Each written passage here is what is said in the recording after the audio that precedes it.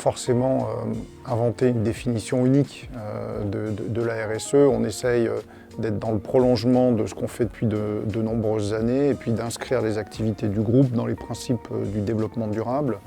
Ceci dit, ce qu'on peut dire, c'est que notre premier engagement, il est de réduire les risques et réduire notre empreinte sur l'environnement au maximum. Donc on le fait au travers de notre politique carbone, de notre politique emballage, de notre démarche agricole.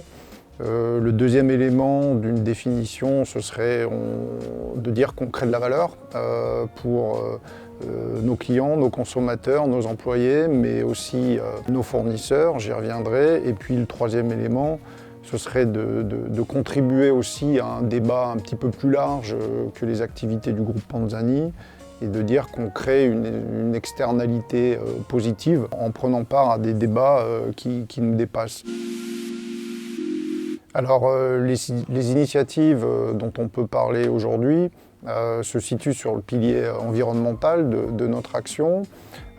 On a tout d'abord commencé par faire un bilan carbone qu'on vient de terminer sur nos scopes 1, 2 et 3, qui signifie l'étendue de notre impact, y compris notre supply chain et la partie des consommateurs. Donc ça, c'est une première étape pour nous pour avoir un état des lieux assez clair de la taille de notre empreinte carbone et puis s'engager sur un objectif de réduction qu'on est en train de finaliser au travers notamment d'une démarche SBT qu'on appelle Science Based Target, qui s'inscrit également dans l'objectif de contribuer au maintien des températures à plus de degrés versus l'ère pré-industrielle.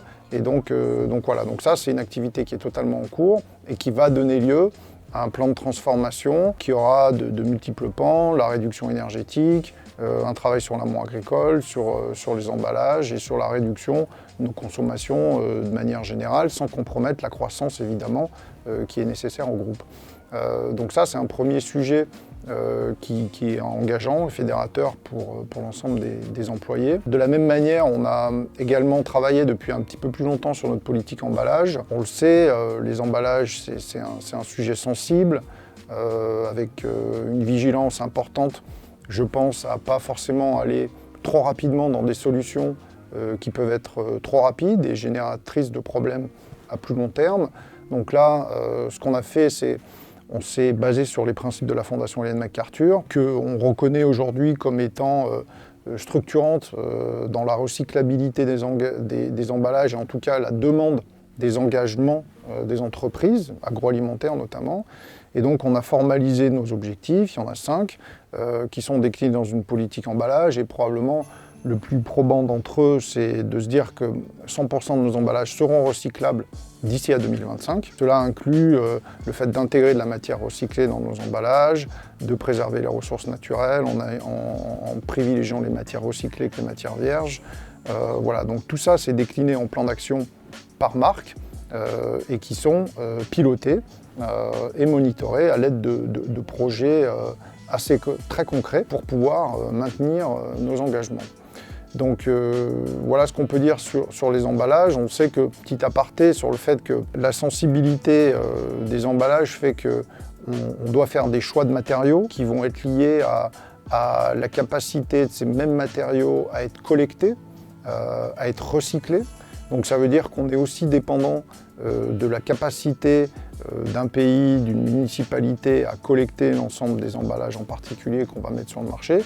Et on est dépendant des technologies de recyclage qui existent pour pouvoir créer une économie circulaire et une matière recyclée. Donc c'est la raison pour laquelle il ne faut pas aller dans des conclusions trop rapides et prendre en compte cette dimension de marché qu'on ne contrôle pas directement, mais qu'on peut influencer à travers des discussions, des sollicitations de partenaires, pour pouvoir décider de choix d'emballage qui vont correspondre à la maturité du marché de la gestion de déchets, et notamment des technologies de recyclage. Donc ça, c'est un élément important qui nous engage et qui nous engage aussi à ne pas aller trop rapidement dans des solutions qui peuvent nous enfermer dans des choses à long terme qu'on pourrait questionner. Le dernier sujet et qui est majeur, c'est la dimension agricole. Donc on est une entreprise agroalimentaire. Donc effectivement, notre lien envers les agriculteurs, il est fondamental vis-à-vis de matières telles que le blé, telles que la tomate, le riz notamment, et il y en a d'autres. Et donc là, ça fait déjà de nombreuses années qu'on s'est engagé dans des démarches de blé responsable pour travailler sur la filière, sur l'animation des agriculteurs. Aujourd'hui, on souhaite aller plus loin et notre démarche d'agriculture durable, elle se présente de la manière suivante, c'est-à-dire qu'on essaye d'être exhaustif sur la totalité des enjeux auxquels on soumet l'entreprise lorsqu'on achète une commodité.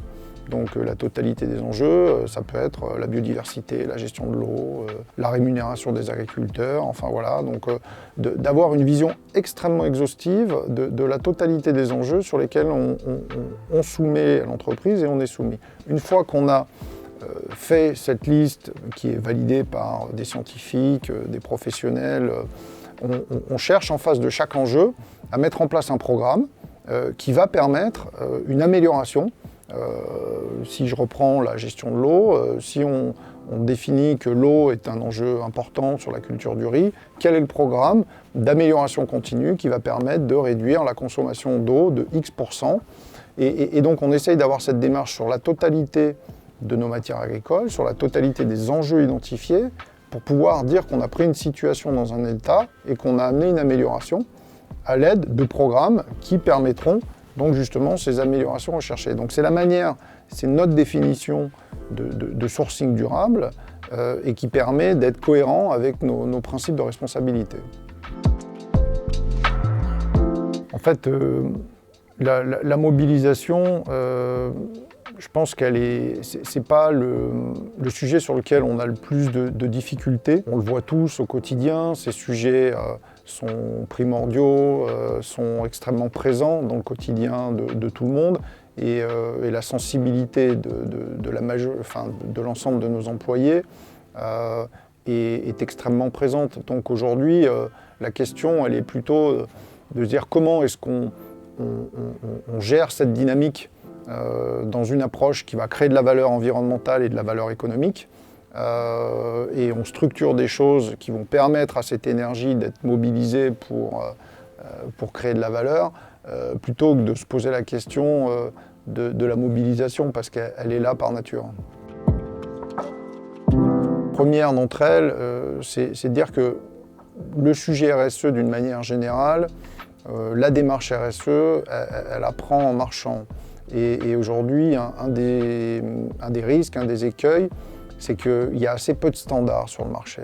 Donc n'importe qui veut se lancer dans une démarche RSE peut être soumis à une profusion de labels, de recommandations, d'indicateurs. Et c'est vrai que dans cette multitude d'informations, il est parfois difficile de se dire mais qu'est-ce que je dois faire maintenant ?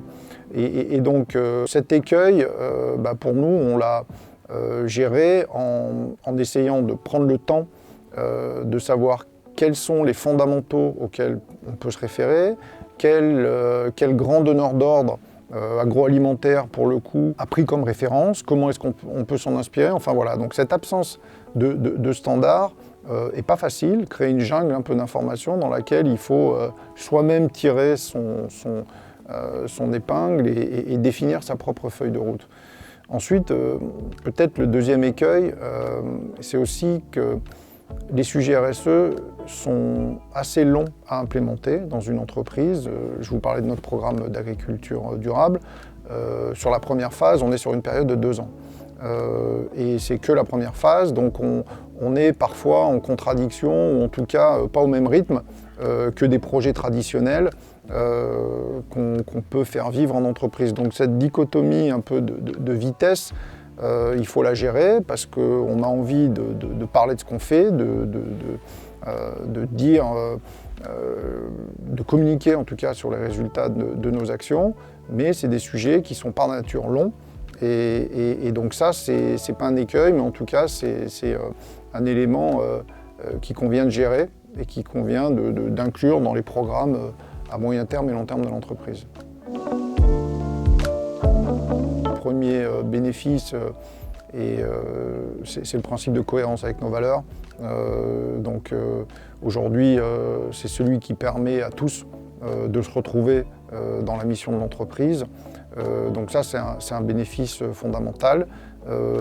Il permet, ce que je disais un petit peu au début, c'est d'engager aussi nos fournisseurs, de pouvoir sélectionner et en tout cas avoir une lecture différente de nos fournisseurs par rapport à leur capacité à eux-mêmes mettre en place des programmes similaires. Donc on voit que ça permet de rapprocher des relations commerciales avec des gens qui ont exactement la même philosophie que nous. Donc ça, c'est un bénéfice qui est fondamental sur la construction de nos relations.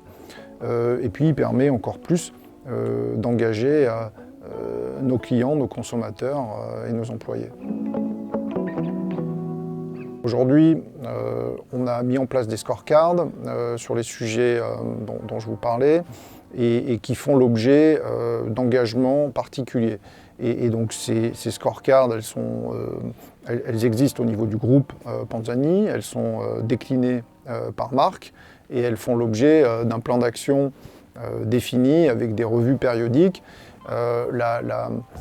La complexité, c'est ce que je disais précédemment, c'est que souvent on est sur des échéances de temps qui sont un petit peu plus longues, donc tous les sujets n'avancent pas tous d'un mois à l'autre, hein. On peut être sur des périodes où les mouvements se font au trimestre, mais néanmoins, effectivement, on a une feuille de route, un cap, des objectifs définis, et ceux-là sont revus et partagés dans les comités pertinent, en tout cas pour traiter de ces sujets-là.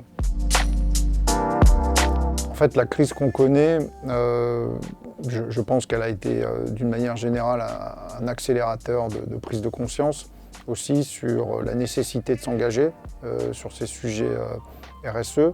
Donc pour nous, c'est beaucoup plus une validation du fait que les choix qu'on a faits sont les bons et qui vont être encore plus fondamentaux demain sur la manière de transformer l'entreprise.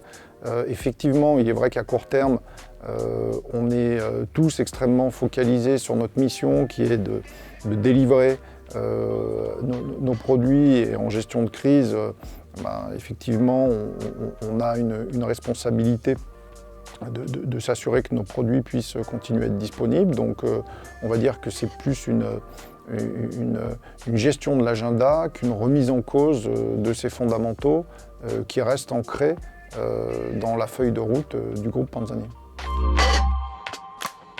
Tout d'abord, on est assez humble par rapport à ce qu'on fait et aujourd'hui, on ne souhaite pas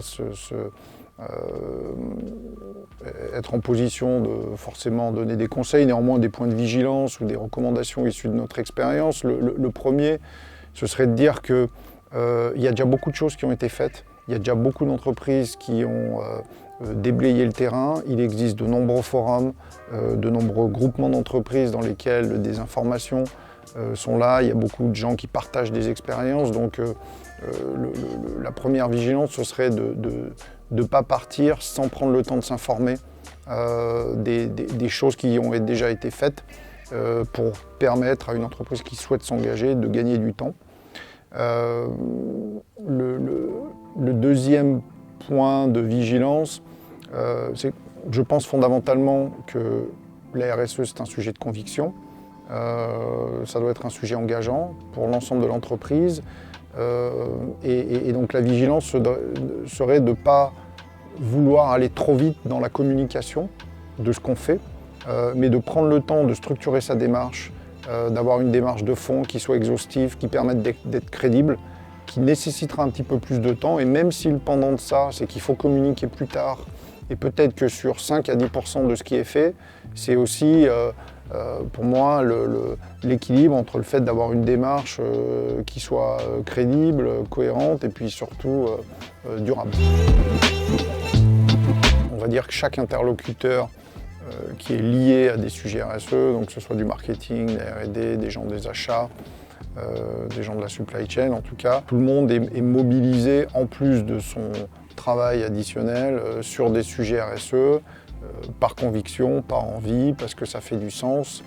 Et donc aujourd'hui, on est dans cette dynamique-là qui a l'avantage d'être assez transversale et de faire avancer les sujets dans tous les métiers. Il y a des moyens financiers qui sont mobilisés pour dérouler les étapes que je vous ai décrites précédemment. De là à dire est-ce qu'on mesure l'engagement par rapport aux moyens qui sont mis en œuvre, je ne pense pas qu'on en soit là. Aujourd'hui, on est plutôt à se dire voilà nos engagements, voilà notre feuille de route. Est-ce que les moyens qui sont actuellement mis en place, l'énergie développée par les uns et les autres est suffisante pour atteindre nos objectifs?